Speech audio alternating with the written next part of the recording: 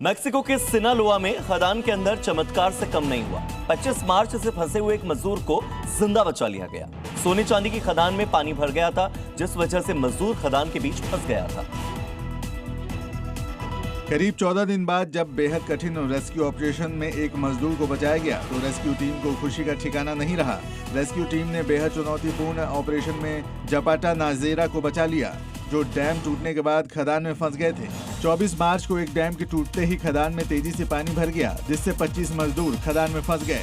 इस दौरान 21 मजदूर किसी तरह तुरंत बाहर निकलने में सफल रहे। रेस्क्यू टीम बाकी मजदूरों को बचाने के लिए रेस्क्यू में जुटी हुई है। राजस्थान के जयपुर से एक बहुत ही शर्मनाक वीडियो सामने आया, जहां एक लड़की के साथ बीच सड़क पर बाइक सवार कुछ ऐसे मनचले थे जो छेड़छाड़ करते हुए दिखाई दिए। हालांकि ये जो पूरा घटनाक्रम है ये वहां पर एक कैमरे में रिकॉर्ड हो गया। इसके बाद राजस्थान की कानून व्यवस्था पर सवाल खड़े हो रहे हैं। देखिए वीडियो में साफ दिखाई दे रहा है कि एक लड़की बाइक पर जा रही है। पीछे से एक बाइक सवार मनचला लगातार उसका पीछा कर रहा है। लड़की आगे निकल जाती है तो मनचला भी स्पीड बढ़ा लेता है। वो लड़की का पीछा नहीं छोड़ता और देखते ही देखते बीच सड़क पर दिन दहाड़े उसके साथ छेड़छाड़ करता है। अब देखिए कैसे मनचला बार बार बाइक के करीब आता है और लड़की को छेड़ता है, लेकिन इस पूरी घटना का वीडियो किसी ने रिकॉर्ड कर वायरल कर दिया। अब वीडियो के सामने आने के बाद लोगों में भारी गुस्सा है और राजस्थान पुलिस पर सवाल भी उठ रहे हैं कि आखिर सड़क पर सुरक्षा की जिम्मेदारी किसकी है। इन मनचलों को कब आखिर सबक सिखाएगा कानून। इधर असम विधानसभा चुनाव के लिए वोटिंग खत्म हो गई कल ही, लेकिन सियासत आज भी जारी है। सीएम हेमंत बिस्व शर्मा की पत्नी पर लगे आरोपों के खिलाफ कांग्रेस के स्पोक्स पर्सन पवन खेड़ा पर दर्ज एफआईआर के आधार पर उनकी तलाश हो रही है। इसी बीच तेलंगाना हाईकोर्ट में पवन खेड़ा की तरफ से अग्रिम जमानत याचिका दाखिल की गई। ऐसे में उम्मीद जताई जा रही पवन खेड़ा की हैदराबाद में अपने घर में मौजूदगी है। इस दौरान पवन खेड़ा ने वीडियो जारी कर खुद को राहुल गांधी का सिपाही बताया। वहीं इस दौरान बीजेपी ने राहुल गांधी और कांग्रेस पार्टी पर निशाना साधा। वहीं सियासी जमीन पर एक बार फिर कांग्रेस अपने ही बनाए जाल में फंस चुकी है। ये खबर बिहार से, जहां पर अगले सीएम को लेकर तस्वीर अभी तक साफ नहीं हो पाई है। इसी बीच नीतीश कुमार दिल्ली पहुंच चुके हैं। सम्राट चौधरी को लेकर अटकलें तेज हैं और उन्हें सीएम पद का प्रबल दावेदार माना जा रहा है। लेकिन पटना में जो हुआ उसने कई सवाल खड़े कर दिए। देखिए रिपोर्ट।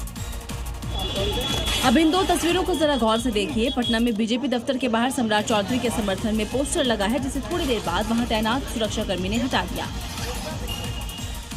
अब पोस्टर की लिखावट को पढ़िए। वाल्मीकि समाज संघ की तरफ से लगाए गए पोस्टर में लिखा है, बिहार में हो सम्राट की सरकार, मतलब सम्राट चौधरी को बिहार के अगले सीएम बनाने की मांग की गई है। नीतीश कुमार और सम्राट चौधरी दिल्ली में है। नीतीश कुमार के बाद अगला सीएम कौन होगा, इस पर तस्वीर साफ नहीं है। अगले कुछ दिनों में दिल्ली में मैराथन बैठकें होनी हैं। इस बीच बीजेपी नहीं चाहती है कि किसी पोस्टर या बयान का बखेड़ा बने। शायद यही कारण है कि पोस्टर को पार्टी दफ्तर के बाहर से तुरंत हटा लिया गया। बंगाल विधानसभा चुनाव में बाबरी मस्जिद का मुद्दा लगातार छाया हुआ है। वो बाबरी मस्जिद जो हुमायूं कबीर बनाने जा रहा है। हुमायूं कबीर को चुनौती देते हुए बीजेपी उम्मीदवार राकेश सिंह ने देश में एक और बाबरी नहीं बनने देने की बात कह दी है। बाबरी मस्जिद पर आर पार की लड़ाई शुरू हो चुकी है। एक तरफ हुमायूं कबीर हैं, जो बंगाल में बाबरी मस्जिद बनाने की जिद पर अड़े हैं, उनके लिए शहीद होने तक के लिए तैयार हैं। तो दूसरी तरफ बंगाल बीजेपी के फायर ब्रांड नेता राकेश सिंह हैं, जिन्होंने हुंकार भरते हुए कहा कि हुमायूं का बाबरी वाला ख्वाब पूरा नहीं होने देंगे। अब देखना होगा कि बाबरी पर ये सियासी फाइट किसके लिए नफा और किसके लिए नुकसान साबित होती है।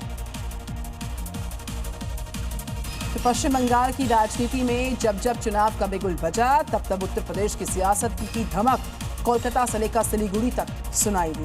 2026 के विधानसभा चुनाव में एक बार फिर से यूपी के धुरंधर का बंगाल में इंतजार हो रहा है। वो धुरंधर है सीएम योगी, जिनकी फैन बंगाल की जनता भी है। बंगाल की जनता चाहती है कि यूपी की तरह बंगाल में कानून के साथ खिलवाड़ करने वालों पर बुलडोजर कार्रवाई हो। बुलडोजर बाबा की डिमांड हर सीट से है। हम बस सही समय का इंतजार कर रहे हैं।